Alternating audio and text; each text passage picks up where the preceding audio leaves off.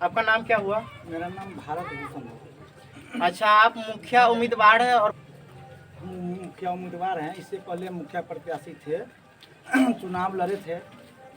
उससे पहले हम यहाँ जनता माली को प्रणाम करते हैं और आप लोगों को भी धन्यवाद देते हैं। हमारे गांव में इस सुदूर इलाका में कम से कम पहुँचकर जनता की बात को आप पब्लिक के बीच में आपके माध्यम से पहुंचाने का जो आप कष्ट कर रहे हैं, उसके लिए हम आपको धन्यवाद देते हैं। आपको भी मेरी तरफ से बहुत बहुत धन्यवाद। पिछली बार हम चुनाव लड़े थे। चुनाव हम जीते हुए थे जी, लेकिन काउंटिंग में जा कर के घोर अनियमितताएं हुई, जिसके विरुद्ध में हम लोग न्यायालय में भी गए। आज तक न्यायालय में मामला लटका हुआ है। यहाँ के पोल वोट में भी वहाँ कमी आ गई। जितना पोल यहाँ हुआ था उससे कम वहाँ दिखाया गया और उस समय तत्कालीन सांसद भी हमारे पीछे लग गए थे कि किसी प्रकार इनको चुनाव नहीं जीतने दिया जाए, और वो लोग काफ़ी धांधली किए काउंटिंग में। अच्छा, जिस कारण हम 11 वोट से चुनाव हारे। वैसे 19 वोट से उनको सर्टिफिकेट दिया गया है। अच्छा, तो आपके क्षेत्र में बहुत से भ्रष्टाचारी हो रहा है, यहाँ तक कि अगर इंदिरा आवास पास करवाना तो उसमें भी बिचौलिया रुपया ले रहा है। अगर आप मुखिया पद पे आते तो इसमें क्या अंकुश करेंगे? देखिए, हमारे यहाँ हमारे पंचायत में एक समस्या नहीं है। समस्या की बहुत सारी समस्या है और यहाँ घूसखोरी भ्रष्टाचार जो है चरम सीमा पे है। यहाँ के जनता इतना परेशान है कि सारे जनता लोग जान रहे हैं कि यहाँ किस हद तक जनप्रतिनिधि घूसखोरी करवा रहे हैं और खुद करते हैं। अपने परिवार के पालन पोषण के लिए यहाँ के जनप्रतिनिधि कार्य करते हैं। जनता के लिए, आम जनता के लिए, गरीब के लिए कुछ नहीं कर पा रहे हैं। गरीब का हक, जनता का हक सीधे खा जा रहे हैं। कोई भी वर्क, कोई भी काम पंचायत में सही ढंग से नहीं हुआ है। चाहे नल जल हो, चाहे रोड हो, चाहे गरीबों का जो ऊपर से आता है सहायता राशि, कई योजना है, सारी योजना का जनता को मालूम भी नहीं होने दिया जाता है कि से क्या क्या योजना है। अच्छा, आपके क्षेत्र में जब हम आए हैं तो उस टाइम घूमे थे, यहाँ का जो नल जल योजना का देखे हैं, लेकिन नल जल योजना में भरपूर भ्रष्टाचारी हुआ। लोग से भी बात किए तो बोल रहे हैं कि स्टार्टिंग में कुछ दिन पानी आया, लेकिन अब जिनके दरवाजे पे नल लगा वहाँ तक कि वो नल भी टूट चुका है। इस पे आप क्या बदलाव करेंगे? देखिए, सबसे पहले तो जो लूट हुआ है, जो सरकार का पैसा नहीं, जनता का जो पैसा का जो लोग सीधे सीधे खा गए हैं, उसका रिकवरी करना पड़ेगा।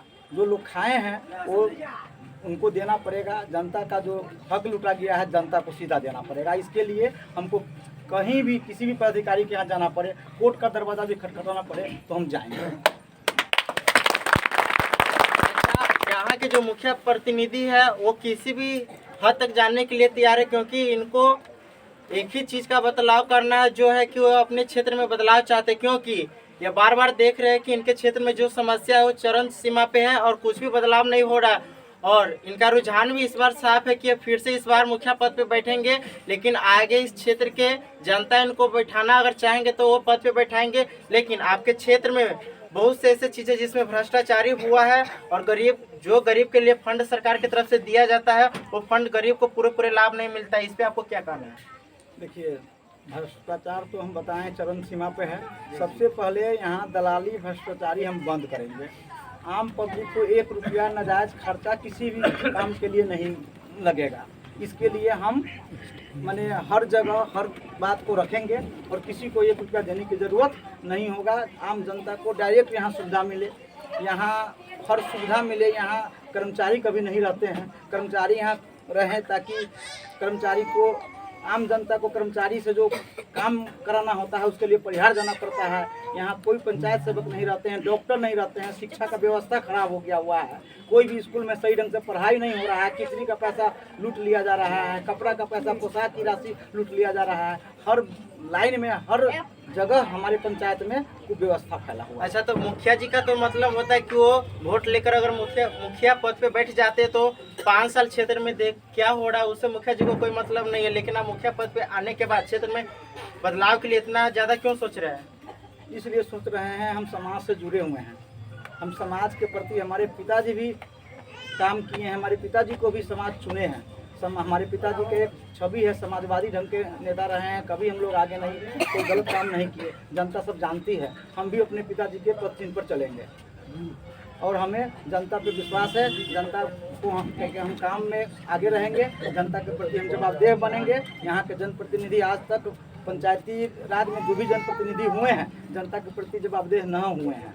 हम जनता के प्रति जवाबदेह बनेंगे, जनता के लिए खड़ा रहेंगे, जनता के लिए काम करेंगे। जनता को घूस देना पड़ता है उसको बंद करवाएंगे। हम सक्षम हैं, हमको दलाली नहीं चाहिए, दलाली नहीं करने देंगे। हमारे पंचायत में दलाली ही मुख्य मुद्दा है। अच्छा, तो दलाली ही मुख्य मुद्दा, तो हर मुखिया जी के बैनर पर लिखा रहता है कर्मशील, योगशील, कर्मठ और पूरी ईमानदारी से क्षेत्र में काम करेंगे। अगर आपके भी बैनर पर यह लिखा होगा तो क्या इसका जो मतलब होता है उसका दायित्व तो आप पूरे निभाइएगा? पूरी तरह निभाएंगे, बिल्कुल निभाएंगे, पूरी तरह निभाएंगे। जो हम लिखे हैं, जो आज कहे हैं वो करेंगे, निश्चित रूप से करेंगे, निश्चित रूप से खड़ा उतरेंगे जनता को। अच्छा, जब आप मुखिया पद पे बैठेंगे तो गरीब जनता के साथ पैर से पैर और कंधा से कंधा मिलाकर चलने का काम करेंगे? एकदम करेंगे। जनता हम पर विश्वास कर रही है, पिछले बार भी हम पर विश्वास की थी। हम चुनाव नहीं जीते, इसके बावजूद भी 5 साल हम जनता के बीच में रहे और जनता के विश्वास पर खड़ा उतरे हैं। तो फिर इस बार हमको दोबारा जनता हमको समर्थन कर रही है तो हम निश्चित रूप से जनता के साथ रहेंगे। अच्छा, चुनाव के टाइम में मुखिया जी क्षेत्र में घूमकर और जनता को बोलते हैं कि हम आपको ये लाभ देंगे, वो लाभ देंगे, लेकिन आप मुखिया पद पर नहीं थे और चुनाव का टाइम आने से पहले आप क्षेत्र में जनता की समस्या का हल करते थे या नहीं? निश्चित करते थे। जनता जानती है, जनता से पूछ लीजिए। हमसे जहाँ तक हो पाया है, किसी की तबीयत खराब हो जाती है घर में, किसी की शादी रहती है, किसी के घर में कोई कार्यक्रम होता है, हम सब में आगे बढ़ कर हिस्सा लेते हैं। आपके क्षेत्र में एक समस्या और हमको दिखाई दिया कि जो गरीब बस्ती है वहाँ जो नाला है वो एक भी नाला नहीं है आपके क्षेत्र में, ऐसा क्यों? नाला बना ही नहीं है, वो तो जनता जनप्रतिनिधि जवाब देंगे। हम तो मुखिया जी का तो मतलब होता है कि वोट ले लेंगे और 5 साल हम अपने घर में रहेंगे, जनता मेरे स्वस्थ रहे या ना रहे, उनके साथ क्या समस्या हो रहा है या नहीं समस्या हो रहा है उसमें मुखिया जी नहीं ध्यान दे रहे। लेकिन आप जब मुखिया पद पे आइएगा तो अपने क्षेत्र में जितने भी भ्रष्टाचारी आज से पहले तक हुआ है, क्या उसके ऊपर आप कार्रवाई करवाएंगे? निश्चित कार्रवाई करेंगे। आज तक कोई भी जनप्रतिनिधि किसी प्रकार के जवाबदेही नहीं लिए हैं और जवाबदेह से बचते रहे हैं। हाँ, और हम उस जवाबदेही को निभाएंगे। हमारा जो कर्तव्य होगा, सरकार जनता को जो पैसा आएगा डायरेक्ट जनता के नजदीक पहुंचाएंगे। चाहिए यहाँ के कुछ पब्लिक से भी बात करते हैं।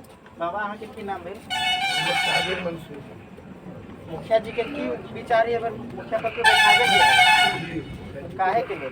उनकी जो सोच है, जो फिक्र है, जनता के प्रति श्रद्धा है और उसे उम्मीद की जाती है कि जो उन्होंने कहा है। पंचायत में जनता महान है, जनता सब जानती है कौन प्रतिनिधि अच्छे हैं, कौन प्रतिनिधि खराब है। जो जनप्रतिनिधि अच्छे होंगे वो दोबारा आएंगे, जो जनप्रतिनिधि खराब होंगे, ज़्यादा घुसखोरी किए होंगे, उनको जनता निगलेक्ट करेगी, हटाएगी पद से।